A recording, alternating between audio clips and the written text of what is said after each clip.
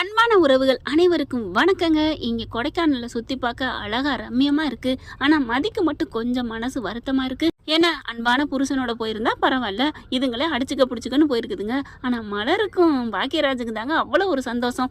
ரேவதி புருஷன் ஆச்சரியங்க, பாக்கியராஜை விட அவ்வளோ ரொமான்ஸா பேசுறாரு நம்ம தங்கராஜு.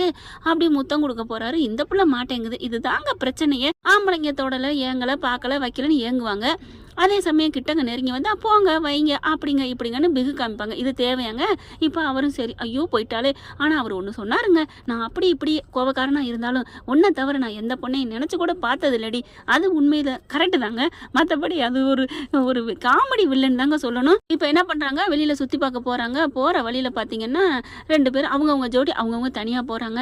இங்கே நம்ம ஆள் சுரேஷ் அவங்க ஒய்ஃபை கூட்டிகிட்டு போகிறாரு. போகிற வழியில் 4-5 ரவுடி பசங்க பார்க்குறாங்க. டேய் பா என்னடா கொழுக்கு முழுக்குன்னு மேடு பள்ளம் அழகுடா, எவ்வளோ ஒரு தேவதை மாதிரி இருக்காடா, ஐயோ சூப்பர்டா, அள்ளுதுடா போடா அப்படின்னு சொல்ல அப்படியே செம்ம காண்டாகிறாரு. மதி பார்க்குது. அப்படி பார்க்க பேசாமல் வர்றானே, ஏதாவது பேசுகிறானா அப்படின்னு சொல்லிட்டு இருக்கீல, நம்ம ஏன் பேசணும், இவளுக்கா நம்ம ஏன் வக்காலத்து வாங்கணும் அப்படின்னு சொல்லிட்டு பேசாமல் போகிறாங்க. ஆனால் ஒரு கட்டத்துக்கு மேலே மதியால் பொறுக்க முடியல, திரும்பி நிற்கிறாங்க. ஐயோ என்னடா சீரி பாயிரா அப்படின்னு இவங்க நினைக்க பளிச்சுன்னு பலான்னு அடி கொடுக்குறாங்க. மதி என்ன அடிக்கிற அப்படின்னு சொல்ல, என்னடா பேசுற, என்ன பேச்சு பேசுற, நாங்கள் எங்கள் வாயால் தானே சொன்னோம், நீ அப்படின்னு சொல்ல, உன் அக்கா தங்கச்சிங்களுக்கு அழகு இருக்குல்ல, அங்கே போய் வரணும், ஏன்டா வரணிக்கிற அப்படின்னு கத்துறாங்க. வச்சு சாத்திடுறாங்க, ஓடிடுறாங்க. பார்க்குது சுரேஷ், ஐயோ இவன் என்ன சரியான பொம்பளை ரவுடியா இருப்பா போல இருக்கே, டேங்கப்பா அப்படின்னு இவகிட்ட பார்த்துருக்கணும் அப்படின்னு நினைக்கலே. அப்படியே இங்கிட்டு வராங்க. வந்துட்டு அப்படின்னு செருமிட்டு தூ அப்படிங்கிற மாதிரி துப்புறாங்க. பார்க்குறாரு, என்னைய துப்புற அப்படின்னு கத்த. ஏன் நான் உன்னையத்தான் துப்புனேன்னு உங்களுக்கு தெரிஞ்சிச்சா அப்போ உனக்கு குற்றம் நெஞ்ச குறுகு இருக்குதா அப்படிங்கல. அப்படி பார்க்குறாங்க. நீலாம் ஒரு ஆம்பளை, ஒருத்தன் வந்து கிண்டல் பண்ணுறாங்க, அசிங்கமாக பேசுகிறாங்க, கொஞ்சம் கூட உனக்கு சூடு சொரணை இல்லை. ஏம்மா நான் ஏதாவது சொல்லணும், அப்புறம் நீங்கள் என்ன என் மேலே தப்பு இருக்குது, ஆளுங்களை பிடிச்சி அடிச்சிட்டேன் அப்படின்னு கம்ப்ளைண்ட் கொடுப்பீங்க, என் பேரில் பெட்டிஷன் கொடுப்பீங்க, மனு கொடுப்பீங்க. எனக்கு தேவையாது. அதனால தான் நான் பாட்டுக்கு என் வேலையை நான் பார்க்குறேன். சீ எதுக்குன்னு முடிச்சு போடுறீங்க, நீங்களாம் ஒரு மனுஷ ஜென்மம் அப்படின்னு சொல்லிட்டு வேகமாக போயிடுறாங்க. அவங்க இருக்கிற இடத்துக்கு போக, என்ன மதி நீ மட்டும் வர, எங்கே சுரேஷ் அப்படிங்கல. வருவார் அப்படின்னு சொல்லிட்டு திரும்பிக்க என்ன நடந்துச்சுன்னு அந்த 2 அதாவது சும்மா சொல்லக்கூடாது, ஓரகத்தையும் நாத்தினாவும் நல்லவங்க தான் நடந்ததெல்லாம் சொல்கிறாங்க. கோச்சிக்கிட்டு என்ன இப்படிலாம் சுரேஷ் பண்ணிட்டு வரட்டும் அப்படின்னு ரேவதி செம்ம காண்டில் இருக்காங்க. வந்த கையோட சுமார் லெஃப்ட் ரைட்டு வாங்குறாங்க. அதுக்கப்புறம் சரி வாங்க முடிச்சதெல்லாம் போதும், வீட்டுக்கு போவோம் அப்படின்னு வீட்டுக்கு போகிறாங்க. வீட்டுக்கு போனதுக்கப்புறம் இருட்டிடுது. அவங்கவுங்க ரூமில் போய் படுக்க போகிறாங்க. ரூமுக்கு வந்துடுறாங்க. வந்ததுக்கப்புறம் உருன்னே வர்றாங்க. அவங்க தங்கராஜ் வர்றாரு. என்னடா உன் பொண்டாட்டி மூஞ்சியை தூக்கி வச்சுக்கிட்டு வர்றா அப்படின்னு சொல்ல, ஒன்றும் இல்லை மாமா விடுங்க அப்படிங்கிறாங்க. டே ஏன்டா மறைக்கிற, உண்மையை சொல்கிறா, அது வந்து அப்படின்னு நடந்ததை சொல்கிறாங்க.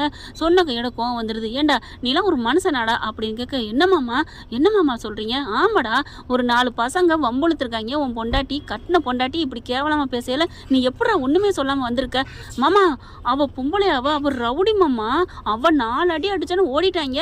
டே அது வேறடா, அவகிட்ட நீ நல்லபடியா பேச வேண்டாமா மாமா, அவதான் வாபஸ் வாங்கிட்டால, அப்புறம் எதுக்கு மாமா அவ தயவு நமக்கு எதுக்கு. டே அவ வாபஸ் வாங்கலடா, அவளை வச்சா நீ இன்னும் பதவி ப்ரொமோஷன் வாங்கணுடா, நீ என்னடா இப்படி பண்ணி வச்சிருக்க, நீ வேஸ்ட்டுடா, நீ என் மாப்பிள்ளைன்னு சொல்றதுக்கு வேஸ்ட்டு, அப்படியே அன்பா இருந்துக்கணும்டா, நம்ம சாதிக்க வேண்டியதான், ஆதிக்கம் செலுத்த வேண்டிய இடத்துல செலுத்தணும், அதே நேரம் அடக்கி வைக்கிற அளவுக்கு நம்ம அன்பா நடந்துக்கணும்டா அப்படின்னு ஐடியா சொல்ல, அப்படியா மாமா, சரி மாமா நான் பேசாம இருந்துட்டேனே, இப்போ கோவிப்பாளா அவ பயங்கரமா இருப்பா, இரு அந்த பார்த்தாலே தெரியுதே, வர்றாளுங்க 3 பேரும் அப்படின்னு சொல்லிட்டு கீழே 3 பேரும் வராங்க. அவங்கவுங்க ரூமுக்கு போயிடுறாங்க. மதி மட்டும் மூஞ்சியை தூக்கி வச்சுட்டு வருதுங்க. உள்ளுக்க வந்த கையோட பார்த்தா அப்படியே மன்னிப்பு கேட்குறக்காண்டி பின்னாடி போறாரு. ஆனால் திரும்பி கூட பார்க்கல, வேகமாக போயிட்டு படுக்குது. பார்த்தா இவன் பக்கத்தில் படுக்க, எங்கே படுக்கிற அப்படின்னு ஒரே உதச்சு தலகாணியும் பெட்ஷீட்டையும் தூக்கி எரியுது.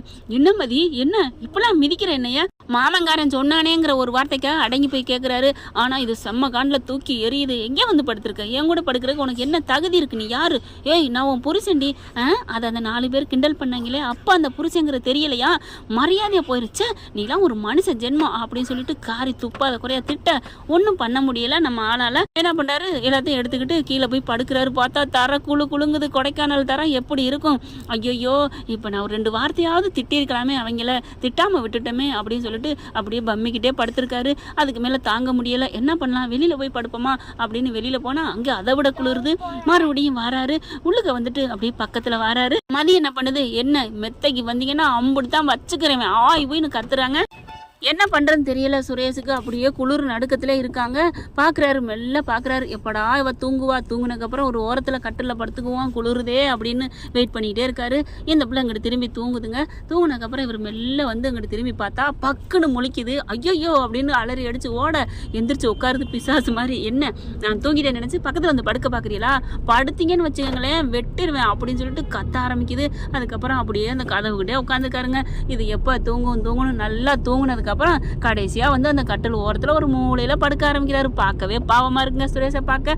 என்ன ஃப்ரெண்ட், இப்படிலாம் போனா நல்லா தானே இருக்கும். பார்க்கலாம் என்ன நடக்க போகுதுன்னு. இந்த பதிவு உங்களுக்கு பிடிச்சிருந்துச்சுன்னா உங்க பொண்ணான கையால ஒரு லைக் போட்டு சப்ஸ்கிரைப் பண்ணிருங்க. Thank you friends. இந்த வீடியோ உங்களுக்கு பிடிச்சிருந்தா தயவு செய்து லைக் பண்ணுங்க. இன்னும் அப்டேட்ஸ்க்காக சேனலை சப்ஸ்கிரைப் பண்ண மறக்காதீங்க. நம்ம கிட்ட இருக்க எல்லா சேனல்ஸோட லேட்டஸ்ட் வீடியோ அப்டேட்ஸ்க்காக மேல ரைட் சைடுல காட்டுற லிங்கை கிளிக் பண்ணி வாட்ஸ்அப் குரூப்ல ஜாயின் பண்ணுங்க. உங்களிடம் விடைபெறுவது நான் உங்கள் மெஹர்.